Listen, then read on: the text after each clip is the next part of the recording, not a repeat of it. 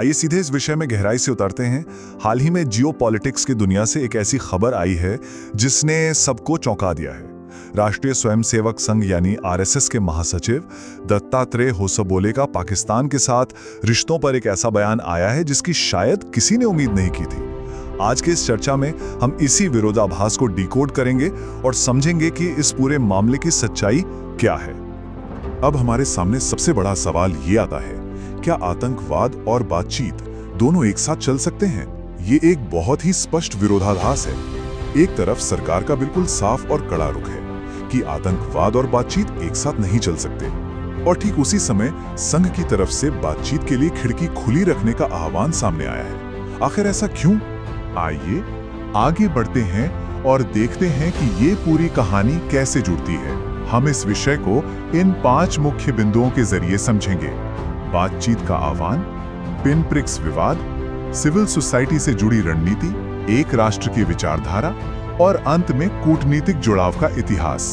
तो सबसे पहले बात करते हैं खंड 1 की, यानी बातचीत का आह्वान और होसबोले के बयान की।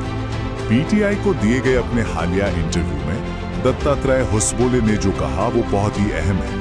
उन्होंने सीधे तौर पर कहा कि हमें उनके साथ बातचीत के लिए हमेशा तैयार रहना चाहिए, इसीलिए कूटनीतिक रिश्ते बनाए रखे जाते हैं, व्यापार और कॉमर्स चलता रहता है, हमें इसे रोकना नहीं चाहिए। यहाँ गौर करने वाली बात यह है कि आरएसएस के एक शीर्ष नेता सीधे तौर पर तनाव के बावजूद कूटनीतिक और व्यापारिक रिश्ते बनाए रखने की वकालत कर रहे हैं। अब चलते हैं खंड 2 पर, जहां हम देखेंगे कि कैसे इस बयान के बाद एक भारी राजनीतिक उथल-पुथल मच गई। अब यहाँ जो सबसे दिलचस्प बात है वो है एक खास शब्द का इस्तेमाल। होसबोले ने कहा कि अगर पाकिस्तानी पुलवामा जैसी पिन प्रिक्स यानी छोटी मोटी चुभन देने की कोशिश कर रहे हैं तो हमें पूरी ताकत से जवाब देना होगा। बस फिर क्या था, विपक्ष का ध्यान इसी पिन प्रिक्स शब्द पर जाकर अटक गया। इसे इस तरह से देखा गया जैसे बड़े आतंकी हमलों को कमतर आंका जा रहा हो। ये एक परफेक्ट उदाहरण है कि राजनीति में शब्दों का चुनाव कैसे रातों रात तूफान खड़ा कर सकता है। इसके बाद जो राजनीतिक प्रतिक्रियाएं आईं वो पूरी तरह से बंटी हुई थी। एक तरफ विपक्ष की तीखी आलोचना थी। राज्यसभा सांसद कपिल सिब्बल ने इस बयान को बिल्कुल आपत्तिजनक बताया। वहीं कांग्रेस सांसद मनीष तिवारी ने सवाल उठाया कि 2025 के हालिया आतंकी हमलों के बाद अचानक क्या बदल गया। उन्होंने ये भी आरोप लगाया कि शायद ये अमेरिकी दबाव का नतीजा है, लेकिन इसके बिल्कुल उलट कश्मीर के नेताओं से इसे पूरा समर्थन मिला। महबूबा मुफ्ती और फारूक अब्दुल्ला जैसे नेताओं ने कूटनीतिक खिड़की खुली रखने के इस आह्वान का जोरदार स्वागत किया। इसके बाद आता है खंड 3, सिविल सोसाइटी की रणनीति। यह एक बहुत ही बारीक और रणनीतिक दृष्टिकोण है। यहाँ एक बहुत बड़ा ट्विस्ट है। यह बातचीत का आह्वान राष्ट्राध्यक्षों या सरकारों के बीच सीधी बातचीत के लिए नहीं है।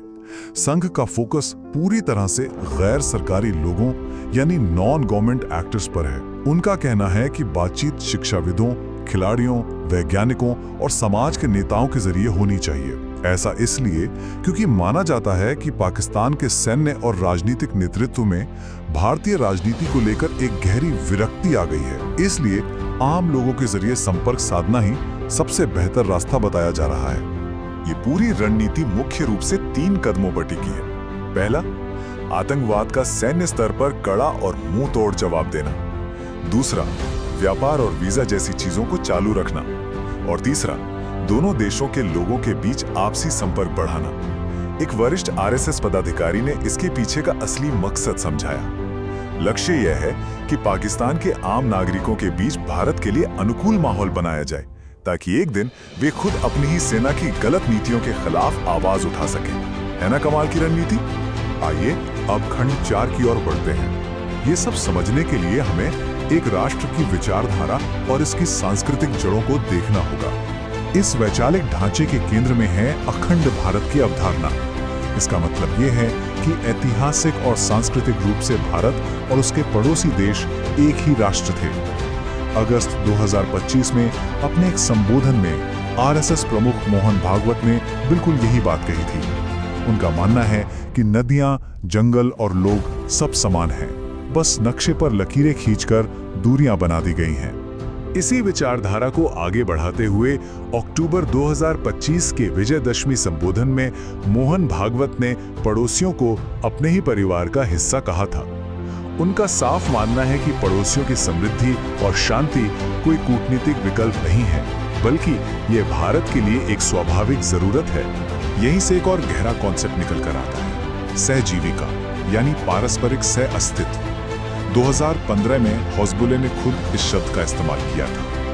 उन्होंने भारत और पाकिस्तान के बीच के विवादों की तुलना महाभारत में कौरवों और पांडवों के बीच हुए विवादों से की थी। सोचिए, उनका तर्क ये है कि दुनिया एक परिवार है और भले ही आपस में कितने भी गहरे और कड़वे विवाद हो, व्यवस्था बनाए रखने के लिए हर मुमकिन कोशिश की जानी चाहिए।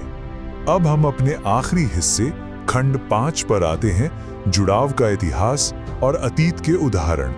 और ये बात इस तथ्य को बहुत ही शानदार तरीके से दर्शाती है कि यह कोई अचानक आया विचार नहीं है। अगर हम इस टाइमलाइन को देखें तो यह एक लंबा इतिहास है। 2001 की वाजपेयी मुशर्रफ वार्ता से लेकर 2015 में प्रधानमंत्री मोदी के लाहौर दौरे तक संघ ने हमेशा कूटनीतिक पहुंच का समर्थन किया है। और वहीं दूसरी तरफ 2019 के पुलवामा हमले के बाद और 2025 के ऑपरेशन सिंदूर के दौरान सख्त सैन्य रुख भी अपनाया है। यह एक साथ चलने वाली दोहरी नीति है। इस दोहरे रुख का सबसे बड़ा उदाहरण 2016 में देखने को मिला।